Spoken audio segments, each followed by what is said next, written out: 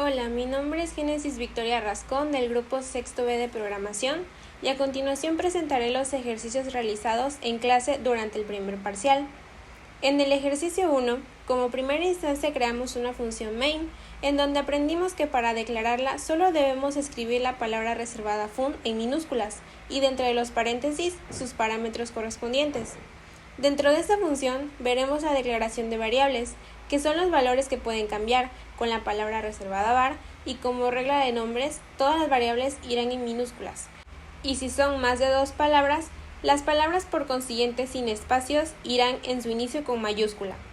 Después, con la palabra reservada val, nombramos las constantes, aquellos valores que nunca cambian. La regla de nombres de estos es que todos irán con mayúsculas. Seguido de la declaración de variables, se encontrarán los dos puntos, que especifican cuál será el tipo de dato de estos, ya sea int, string, float, etc. Y para asignarles un valor, después del tipo de dato irá el signo de igual junto con su valor. Dentro de esta función se declaran los nombres y sus valores, al igual que la constante pi, y la constante fecha que se obtiene de la función Gregorian Calendar. Esos datos posteriormente se imprimen con println para mostrarse concatenados en la consola, los nombres, el valor de pi y el año actual. También se piden nuevos valores en variables nuevas, con la función readline, y esos dos signos de admiración quieren decir que esa variable no admite nulos, así como el toInt, convierte los datos obtenidos de consola y los convierte a datos enteros. Se hace lo mismo en la variable siguiente, pero en la tercera se hace con un escáner, utilizando una variable declarada en la parte de arriba llamada leer. Una vez obtenidos los datos, se muestra en consola la función edad, que lo calcula usando como parámetros el año, mes y día de nacimiento. Más abajo se muestra cómo se hizo este cálculo de edad con ciertas condiciones. Declarando la función edad, se obtienen los datos de año, mes y día pero actuales, obteniéndolos de la función calendar con un get.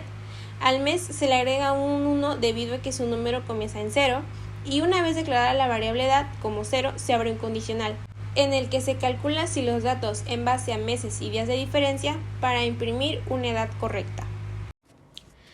En la ejecución de este ejercicio se imprimen los datos del nombre y el pi, así como el del segundo nombre y la fecha del año actual. Se introducen los datos del año, mes y día de nacimiento y me regresa mi edad correctamente. En el ejercicio 2, con las reglas de datos que ya conocemos, se solicita un número de entre 0 y 100. Se declara la variable donde se guardará este número. Después se imprimirá la función valor. Esta función declarada como string lo que hará será imprimir una respuesta, en la que dependiendo de dentro de qué rango se encuentre el número solicitado, se mostrará su puntaje. Aquí se abrirá una condicional, en donde si el valor es 0 o 1 dirá que es muy bajo, si está entre el 2 y 10 será no tan malo, de entre 11 y 50 será más o menos, y si es entre 51 y 80 se abrirá una variable para mostrar un puntaje calculado como respuesta. Adelante tenemos una función llamada puntaje máximo, con un condicional if, en donde si los valores están entre 81 y 100, la respuesta será que es lo máximo. Como else de este if, su respuesta será ni uno ni otro. La función de puntaje máximo se muestra con los parámetros de valor y lo único que hace es retornar este mismo valor. En la ejecución de este ejercicio se solicita un número y en este caso se introduce el número 45 y me devuelve el mensaje correspondiente. En este otro caso se introduce el número 82 y de igual forma me devuelve su respectiva respuesta. En el ejercicio 3 nos solicita un número para una tabla de multiplicación. Esta se lee en la variable mult. Posteriormente se muestran las funciones tabla multiplicar y menú. En la función tabla multiplicar, la variable comienza con un 1.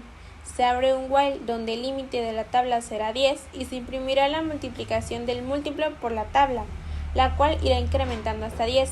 Múltiplo toma el valor de mult porque en el main se le colocaron sus parámetros. Luego de la tabla se abrirá la función menú, en donde se imprimen opciones del 0 al 4. Se pide elegir la opción deseada y se guardará en una variable, que se encuentran en una función llamada selección. Este ciclo se repetirá hasta que opción sea 0, ya que es la opción de salir.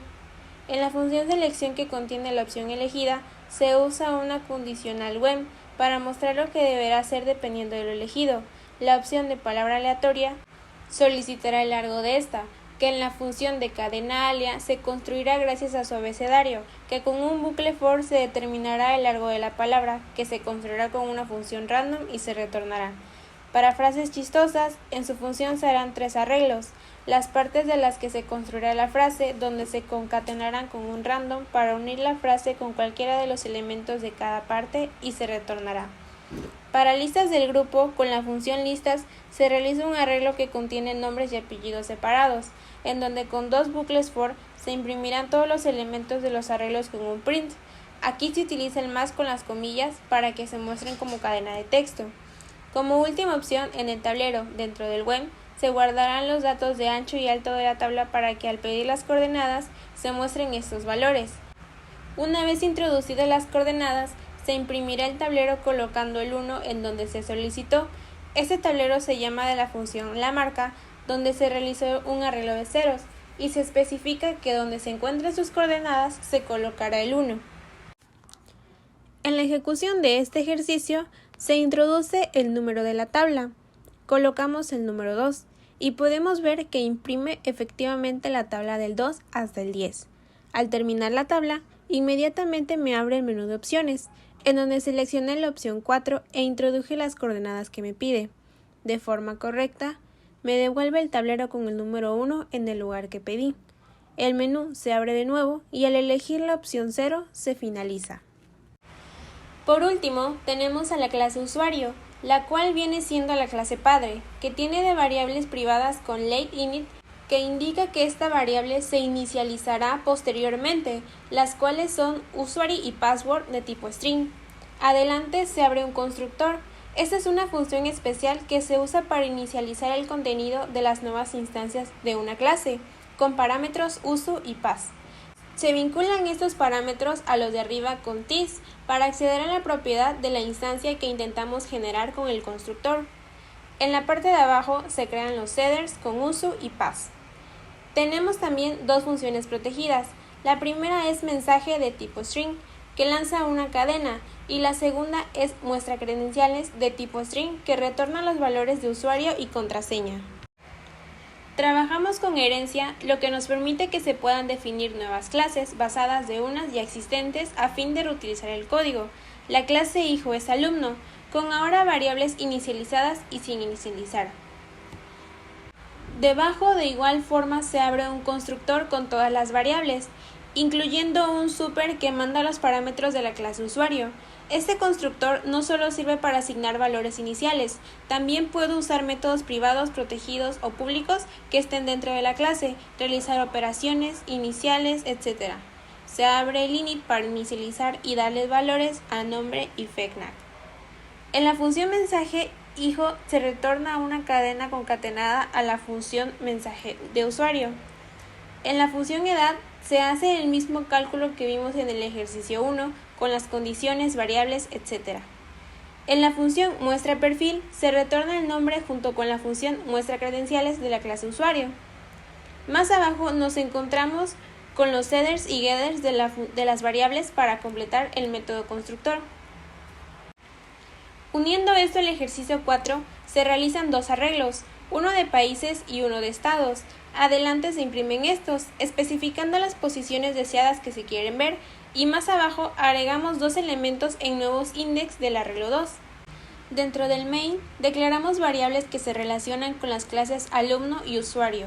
Esto, con la herencia, toman sus parámetros y se les asignan valores, para después imprimir con un println a la función muestra perfil de la clase alumno.